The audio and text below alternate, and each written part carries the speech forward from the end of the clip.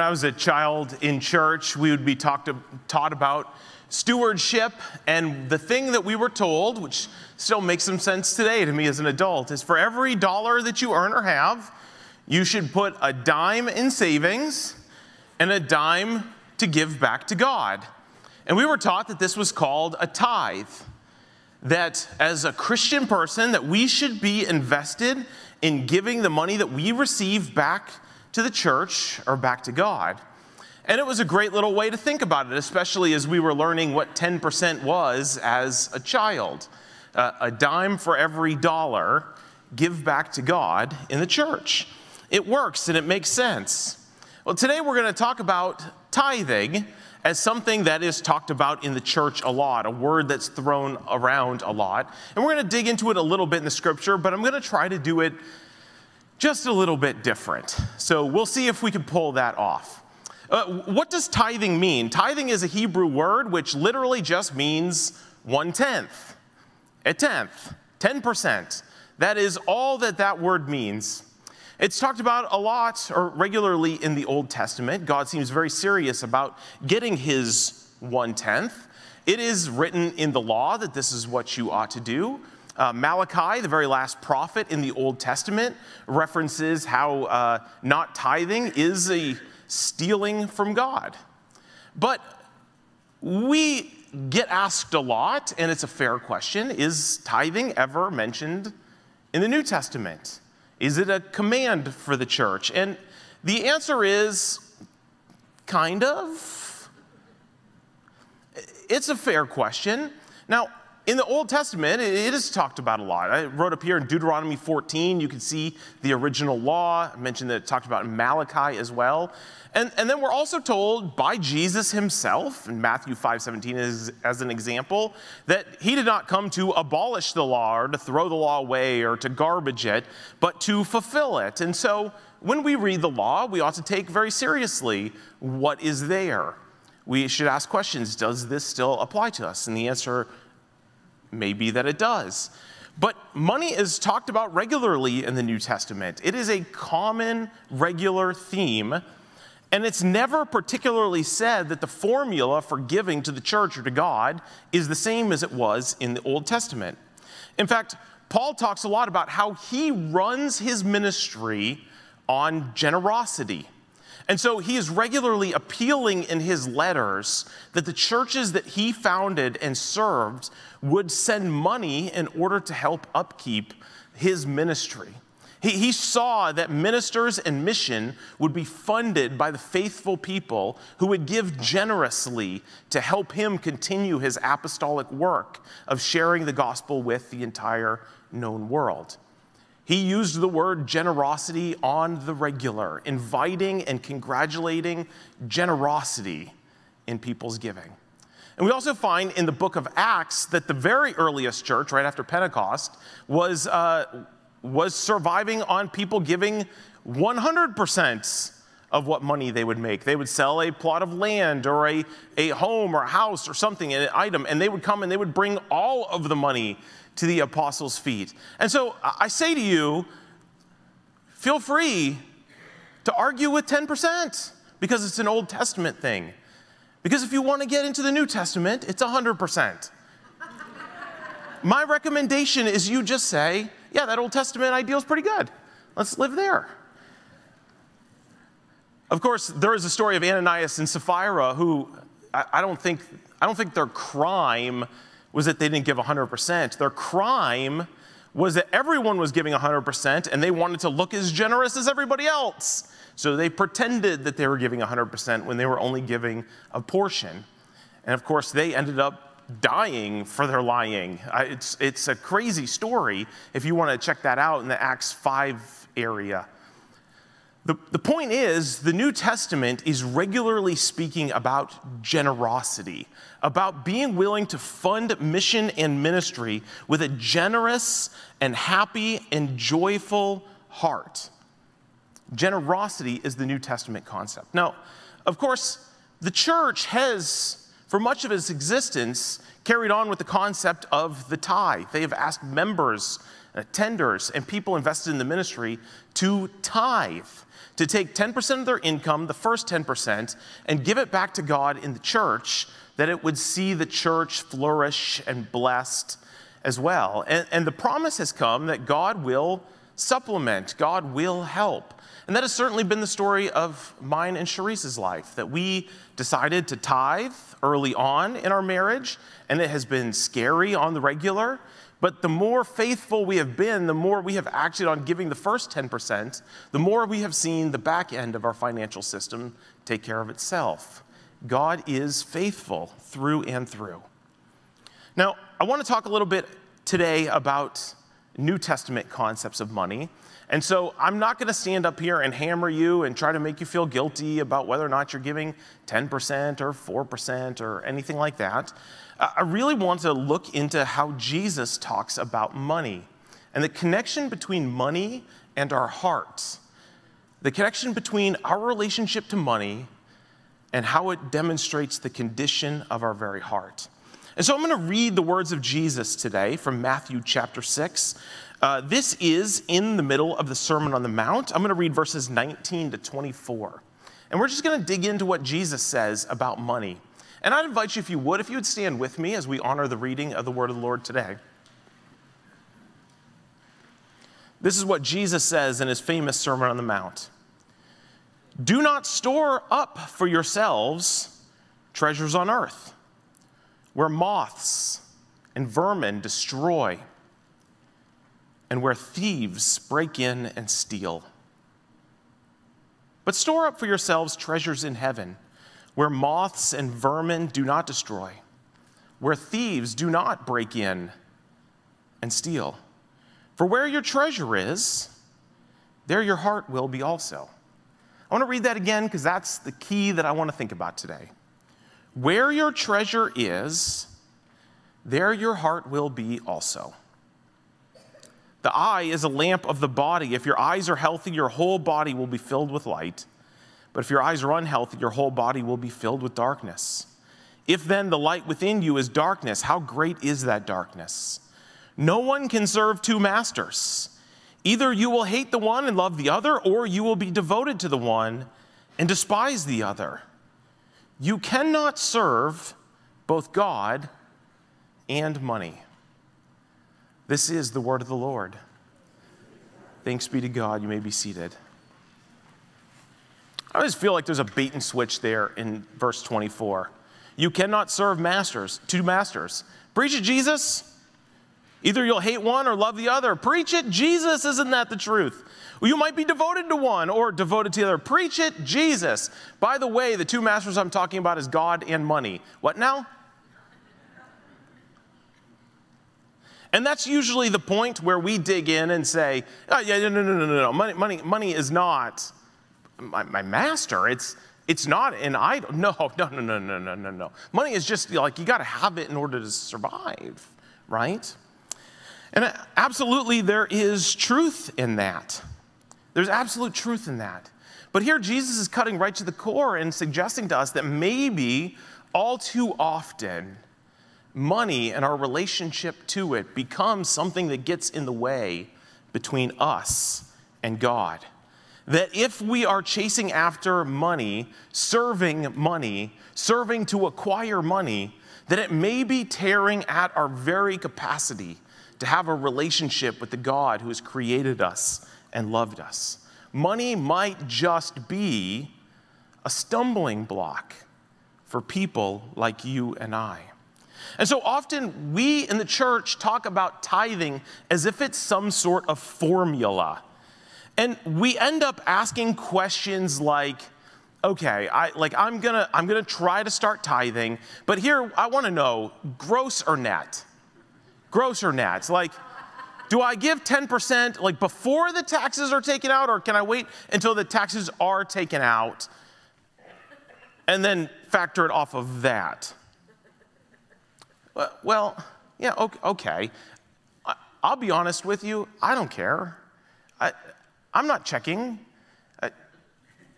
right? And you're never going to get a phone call from a pastor that says, well, listen, we want you to know you've given $500 this week, and based on the car you drive, we're guessing that's off the net.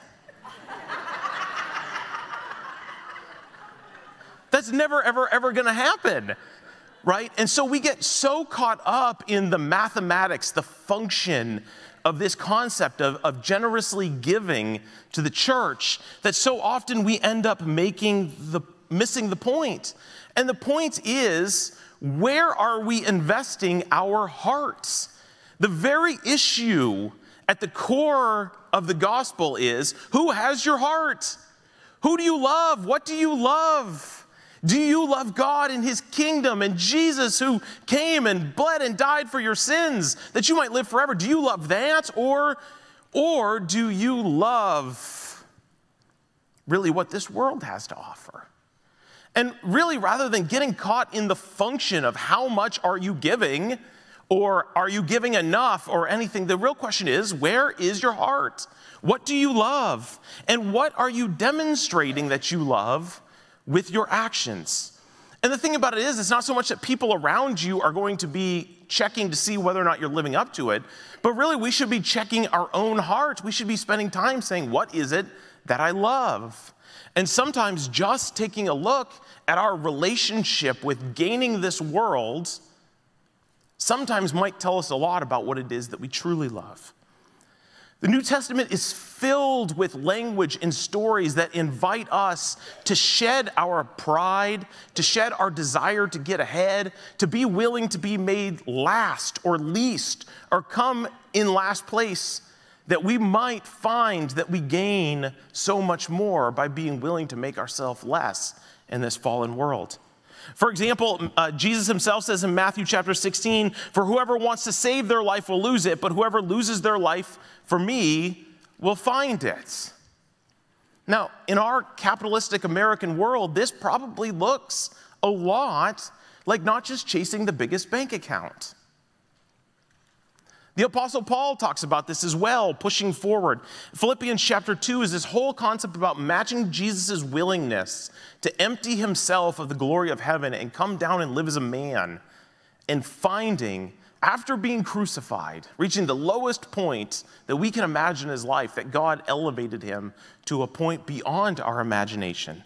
Philippians chapter 2, it says this, do nothing out of selfish ambition or vain conceit, but rather in humility value others above yourselves, not looking to your own interests, but each of you to the interests of others. There is this theme that happens over and over in the New Testament that simply says, don't take it into your own hands to acquire this whole world. If you are willing to risk it all for Jesus, you will be elevated beyond what this world could ever offer you. Take the risk to submit yourself to God, perhaps becoming less in this world, that you may find yourself elevated in the world that is to come. Now, I could talk all day about how the scriptures talk about us descending, becoming less, not trying to make a kingdom for ourselves, because that is the work of God. But even our own pop culture talks to us regularly about these very same dangers, about the dangers of trying to acquire it all, to have it all, and how often that leads to bust. Our kids' movies teach us this. Look at some of these kids' stories. If you've seen the movie Aladdin before, think about the character Jafar. Jafar has won at the end of the story. He is an all-powerful wizard. He has won. He has got Aladdin. He has undone the Sultan. He has won.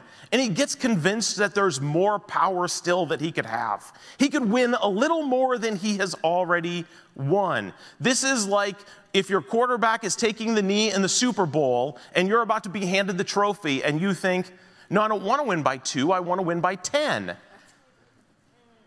And you end up throwing an interception, they return it, and the other team wins, right? We know that in football, you kneel the ball to end the clock, because winning by 1 is the same by winning by 100. You win. Jafar needs more. And as he becomes more, he asks to become a genie, because the genie is more powerful than him. And he learns, of course, that that gives him shackles, and he has to live in a lamp. And he loses. Wanting more when you have it all so often is our demise. Snow White is another great story. Snow White's stepmother asks every morning, what is it that she asks every morning?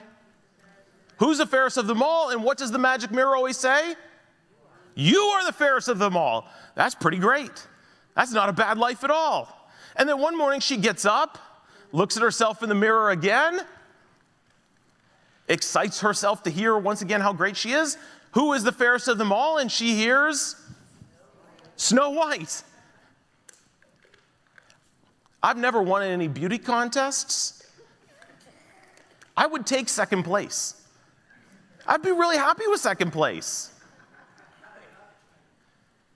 But she can't stand that her 7-year run of being the fairest of them all has come to the end because of her stepdaughter. So, of course, she puts a spell on her stepdaughter. And in the end, it leads to her own demise. Willy Wonka and the Chocolate Factory. Oh man, where do you even begin with that? I'll talk about the Blueberry Girl, why not? She has it all, she cheats her way in, she turns into a blueberry. Come on, man, isn't it good enough to be the rich kid? Always gotta have more. Leads to your demise. And then there's Wreck-It Ralph. Kids, I hope you've seen Wreck-It Ralph. I'm afraid it's getting to be too old for some of you to have seen it. But do you know who this character on screen is, any of you? Turbo, right? Turbo is a story of an old video game who he himself is too competitive, breaks the game, and it gets unplugged. And so he leaves and enters into another game, and he puts a glitch in it that he can be the king in another game. He wants to carry on his own punishment.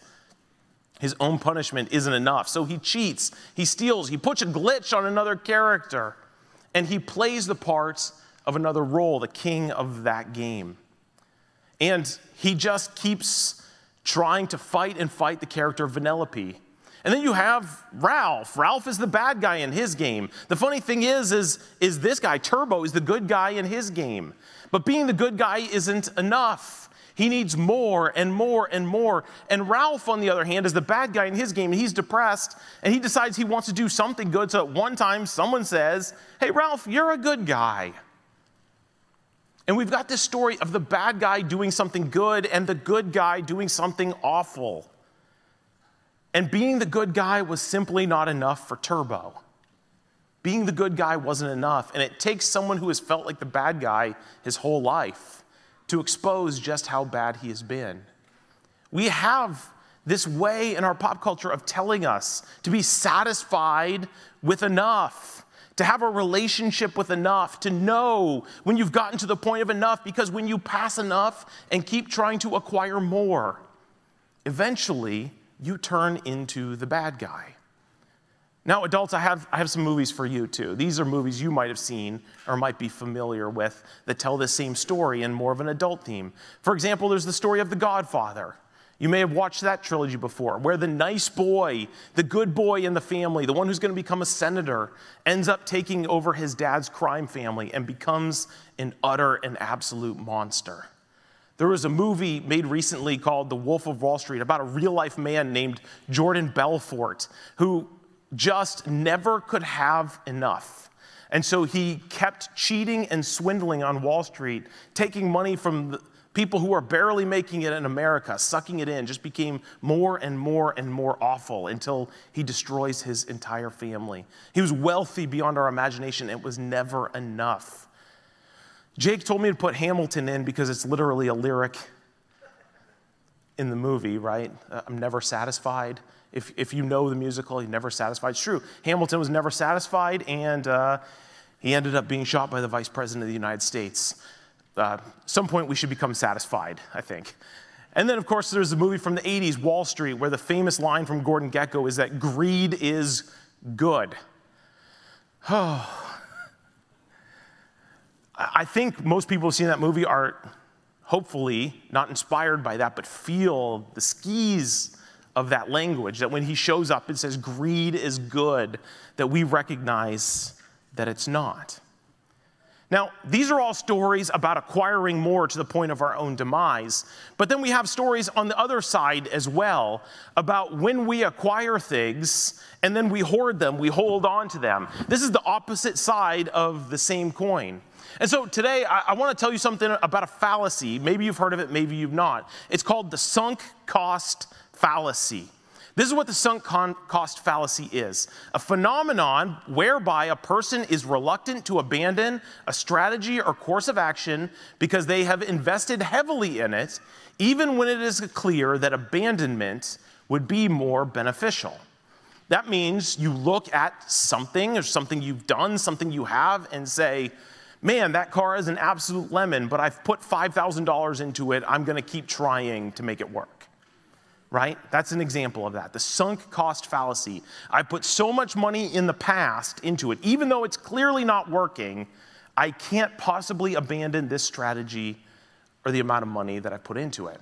And so I thought, since I think most of you are Baltimore Orioles fans, I thought I would tell an Orioles story because you could feel this deeply. Okay? Chris Davis was a power-hitting first baseman for the Orioles. He led the league in home runs one year, and the Orioles paid him big. 7 years, $161 million. That is a lot of money. And upon signing that contract, this is what Chris Davis did over the life of the contract. On the next slide, there we go. He played for 5 of those 7 seasons. He played in 518 games, which is roughly 3 full seasons worth. He had 2,026 plate appearances. He had 92 home runs, which isn't bad. He struck out 745 times, about 1.5 times that he got on each game that he got on the field.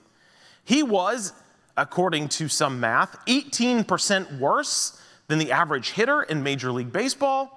And he will be paid another $42 million over the next 15 years, starting next year, as part of a deferred payment plan.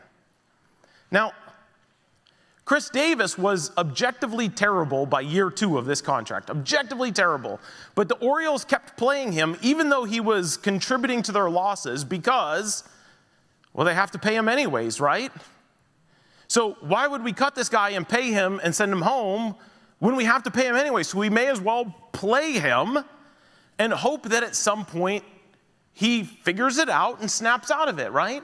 Well, I've got this next picture just as a reminder of how that went. The umpire looks like he's having a lot of fun ringing up Chris Davis there.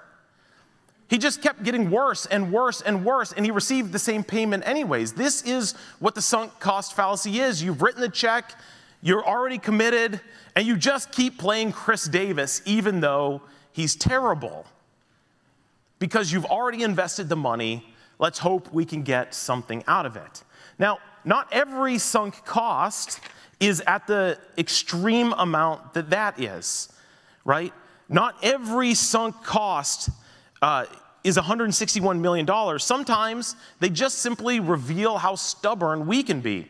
I brought a few props with me today to show you at how this happens in our everyday life.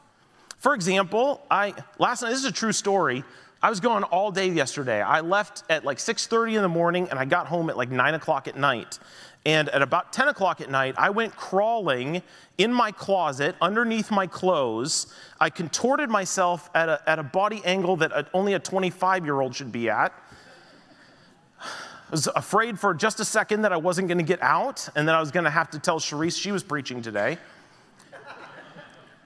I was reaching in this little trap door underneath my suit coats that has a little storage back behind my counter, reaching in like this to pull these out.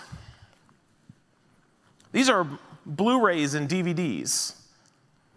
I can watch any of these movies. I've got here National Lampoon's Christmas Vacation, Home Alone 2, and Ocean's 8.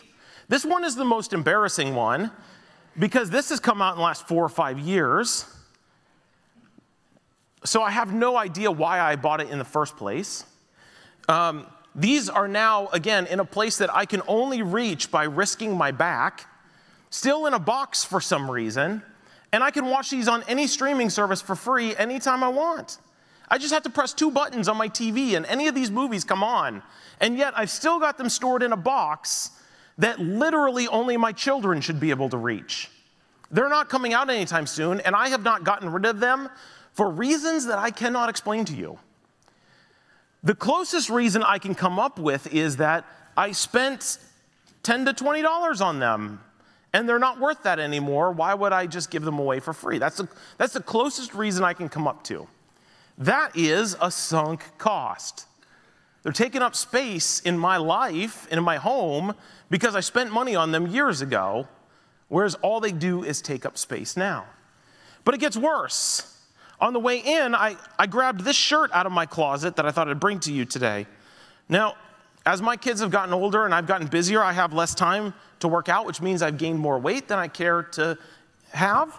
This is a J. Crew shirt that I bought about 5 to 10 years ago in a size large, one size smaller than I actually wear. I keep this around, I think, because it says right there, J. Crew, which means I know I spent some money on it. And once upon a time, it fit me. I probably looked really nice in it as well. And I look at this shirt and I think, yeah, I might fit in that again someday. Goals, right? I want to be like a muse for me, like, hey, you used to fit in this, buddy. You can fit in it again. And then I think, yeah, it's a J. Crew shirt. I don't want to one day be a size smaller than I am and not have my J. Crew shirt. I certainly don't want to go back to J. Crew and spend that money again. So it just sits on a hanger in my closet, reminding me that I'm a little tubbier than I want to be, inspiring me a little bit to be a little less tubby than I am. And it's not going anywhere. There it is, my J. Crew shirt. Now, if that isn't bad enough, I actually, without much effort whatsoever, found this brick of a thing. This thing weighs so much. Melvin, I want you to hold this real fast. This thing is so heavy for a computer. Yeah. It's unbelievable. This thing weighs like 10 pounds. I don't know if my back problems are related to having to carry this in a backpack at one point in my life. It's very heavy. I started my doctoral program on this computer. It's about 10 to 12 years old. I don't know where the cord is to turn the power on. I don't think Apple makes cords like this anymore. I kept it because I spent a lot of money on it, and I've got like papers that I wrote on here. But say I wanted to acquire those papers. I'm not exactly sure how I would get to them. And yet, this 10-pound brick just sits around in my house in case someday I get motivated enough to find the power cord and see what's on there. That day hasn't come in 8 years, but it might come tomorrow. I don't know. Who knows? We have this way of sinking cost, of keeping things around in our life because we spent money on them. And what I wonder is if stuff like this, minor and silly as they are, demonstrate that what Jesus tells us in the text is right. Jesus might just be right when he says, where your treasure is, there your heart is also. My heart is invested in these things because I once upon a time invested my treasure into these things. It cost me real money at some point in my life. It made sense at some point in my life to put money in these things. These things don't make any sense for my life as I live now, but past me put money there, so I find that my heart is still there. Now, how often is this truly the case? How often, if we're to be honest with ourselves, are we exposed by our heart being where our money has gone? And so if you were ever curious about the question, what or who do I love? Don't go looking for romance cards that you've stored around. Open up your bank account. Check your spending habits. Check your hoarding habits. There may be something to what Jesus is saying. Where your treasure is, that's where your heart is. What you love is where you spend your money. What you love is what you have and can't bear to get rid of.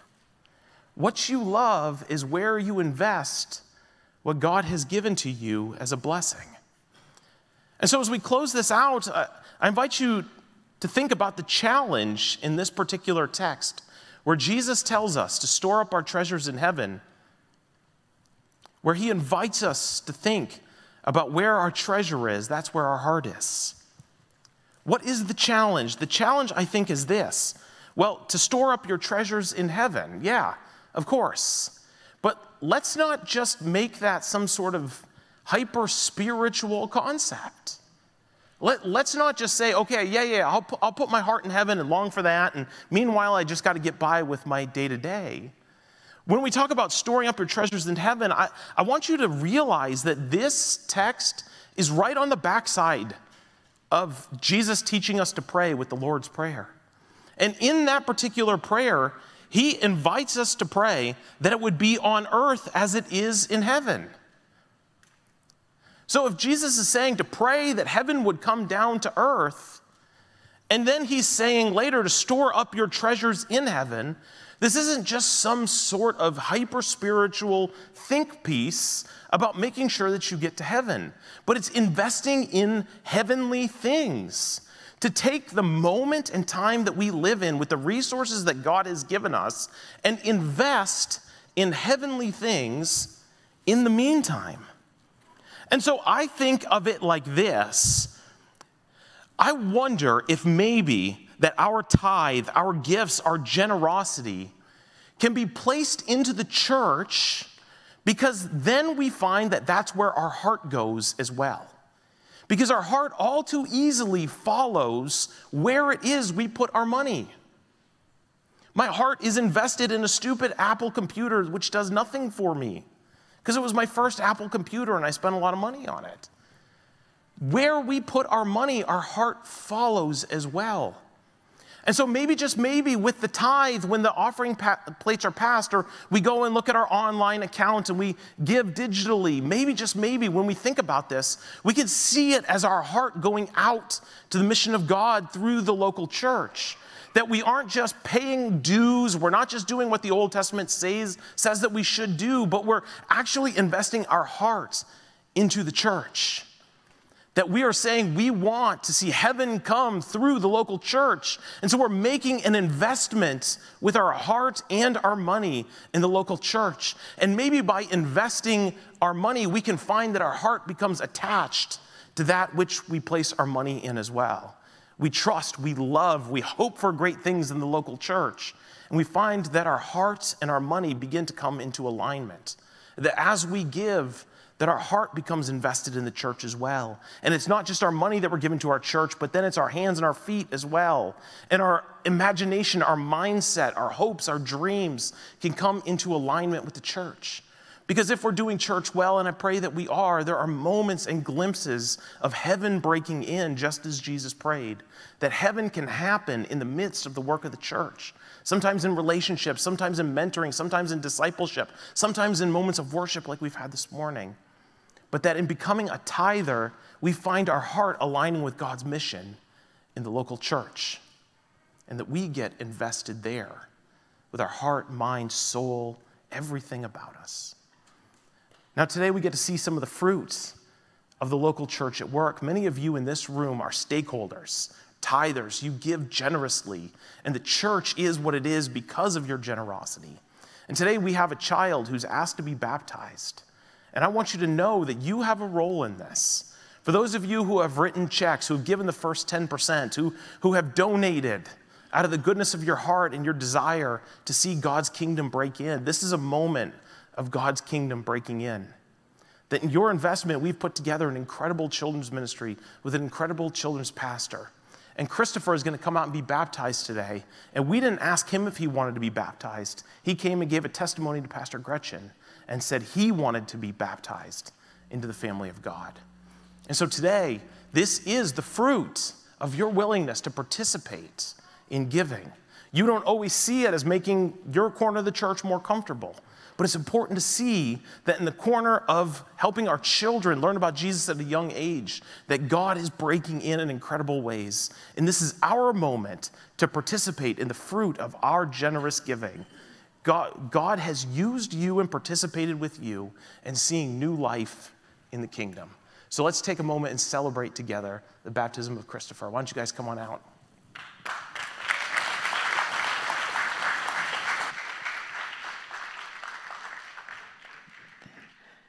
Got it? I can hold your hand. Great.